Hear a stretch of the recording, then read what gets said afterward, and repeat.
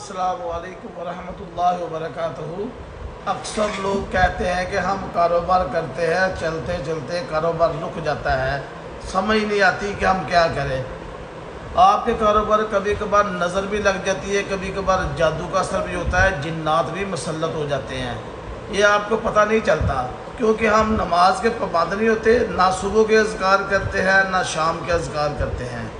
अगर आपका चलता चलता कारोबार रुक गया है या आप बहुत परेशान हैं, जो भी काम करते हैं, काम का पैसे लगाते हैं, पैसे ख़त्म हो जाते हैं और कारोबार वहीं का वहीं रहता है, मैं अब आपको एक ऐसा वजीफ़ा बताऊंगा। इंशाअल्लाह आप वो वजीफ़ा घर पर अपने कमरे में करना है, कहीं जाना भी नहीं।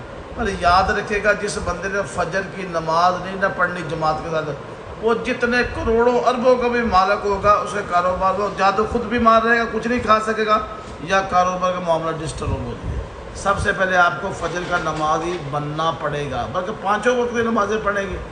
जब आप इशा के बाद नमाज़ पढ़ लें, पानी का गिलास ले लें, घर के एक कोने में खड़े हो जाए। आपने चारों कुल पढ़ने ऐसे पढ़ने हैं, कुल या अय्युहल काफ़िरून मुकम्मल, कुल हुवल्लाहु अहद, कुल औज़ु बिरब्बिल फलक, कुल औज़ु बिरब्बिन नास।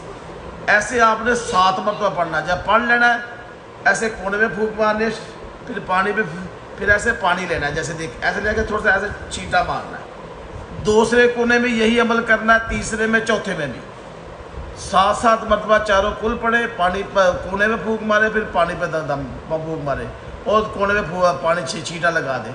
जब चारों कोने मुकम्मल हो जाए, बैठ के वो सारा वक्त पानी पी लें। इंशाअल्लाह आप ये अमल करना शुरू करें, इंशाअल्लाह 1 हफ्ते के अंदर अंदर रिज़ल्ट मिलेगा।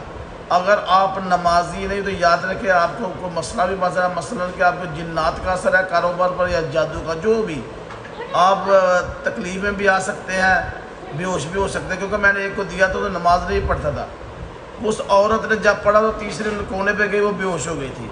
अगर आप नमाजी हो गए, आपके साथ ये मामला होगा। इंशाअल्लाह 1 हफ्ते के अंदर रिज़ल्ट मिलेगा और आपका कारोबार चलेगा। आप ये अमल मुसलसल करते रहें। जज़ाकल्लाह। अस्सलाम वालेकुम।